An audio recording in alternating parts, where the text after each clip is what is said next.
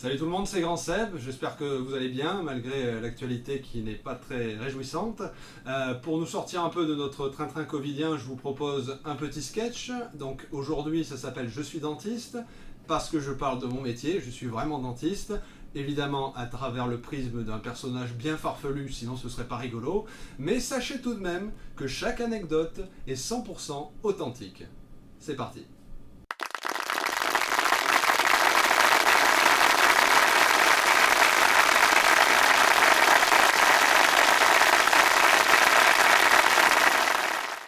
Brigitte, vous voulez bien me sortir le kit de chirurgie pour Madame Bonpoil? Ah non, 3 fois rien, je vais lui arracher son incisive de derrière et puis je lui ferai un bon curetage des gencives. Tiens, ça lui fera les pieds à celle-là. Je l'aime pas, Madame Bonpoil. Madame Bonpoil. Comment, Brigitte? Qu'est-ce qu'il faut que vous sortiez comme instrument pour un curetage? Mais j'en sais rien, moi, Brigitte, j'ai jamais fait ça avant. Démerdez-vous. Oh, ben, au pire, on improvisera, hein, puis au pire, je le gratterai avec mon ongle.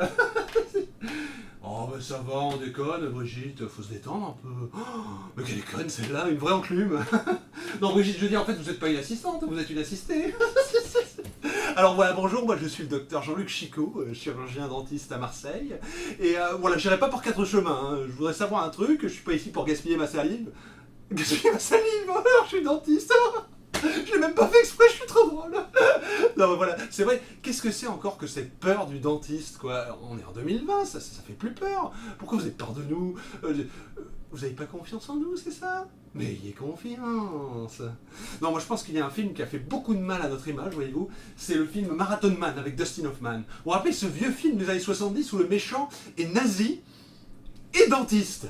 Non mais vous vous rendez compte de l'esprit tordu du scénariste pour pendre une saloperie pareille, dentiste et nazi, mais c'est n'importe quoi.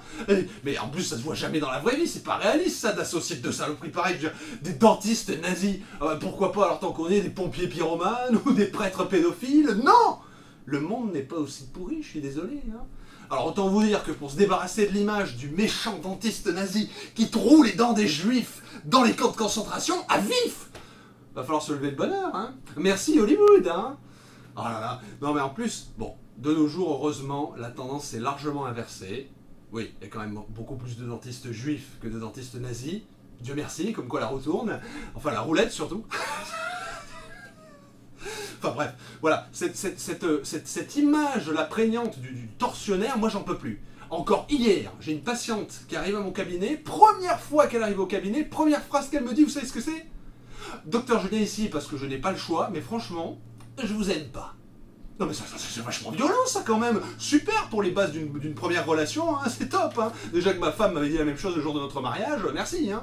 Alors après, le patient stressé, la deuxième phrase préférée du patient stressé quand je l'installe au fauteuil, c'est pas une deuxième phrase en fait, il arrête pas de parler de façon totalement discontinue. Il se dit que tant qu'il parle, ben moi j'oserais pas lui mettre les instruments dans la bouche, alors il brode. Alors ça commence toujours par la même phrase, hein, généralement. Oh, drôle de tas aujourd'hui. Oui, quand tu sais pas quoi dire à quelqu'un, c'est toujours la météo qui ressort en premier. Je sais pas pourquoi, hein, ça c'est un grand classique. Ouais, alors du coup il continue, il brode. Ouais, alors c'est pas, le matin il fait froid, alors on met les épaisseurs, et puis après la midi ça se réchauffe, donc on est obligé de les enlever, et on sait plus où les mettre, et c'est pas pratique, il est complètement détraqué ce taille, je sais pas où on va, mais on y va, le réchauffement climatique, c'est moi je peux plus, cette société de merde et tout. Et il continue. Bon, moi, je me laisse pas impressionner, hein, je reste derrière, à l'affût, la seringue dans la main gauche, la turbine dans la main droite, je suis un peu comme Bradley Cooper dans American Sniper, je suis à l'affût, j'attends ma fenêtre de tir, parce que je sais très bien qu'il a beau être bavard, à un moment donné, faudra bien qu'il s'arrête pour respirer ce con, et là, bim, je m'engouffre, one shot. Ouais, enfin bon, bref. Des fois, une fois j'ai cru que j'y arriverais jamais, hein, sérieusement, j'étais tombé sur le champion du monde de l'apnée. Ah, c'était le Jacques Mayol de la diarrhée verbale, capable de parler pendant 1 heure sans s'arrêter pour respirer, c'était incroyable.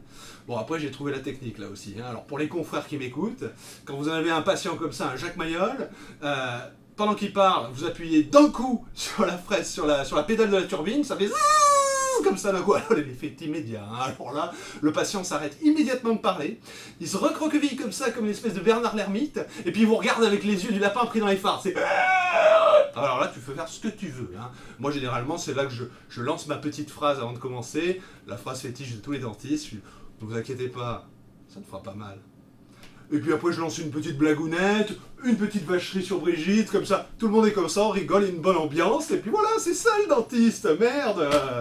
Bon après des fois, c'est vrai que c'est plutôt les patients qui me font rire. Ouais, la dernière fois, j'en ai un qui arrive, il me fait « Ouais docteur, je voulais savoir, les plats, ça se carie pas ?»